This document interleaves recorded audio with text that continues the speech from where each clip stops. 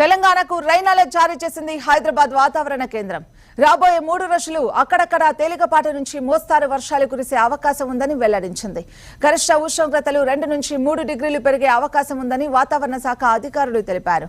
మరోవైపు నైరుతి బంగాళాఖాతంలో ఉపరితల చక్రవాత ఆవర్తనం బలహీనపడిందని వాతావరణ కేంద్రం తెలిపింది. ఇక కొన్ని జిల్లాల్లో గంటకు 40 నుంచి 50 కిలోమీటర్లు, మరికొన్ని జిల్లాల్లో గంటకు 30 నుంచి 40 కిలోమీటర్ల వేగంతో ఈదురుగాలులు వీస్తాయని తెలిపింది.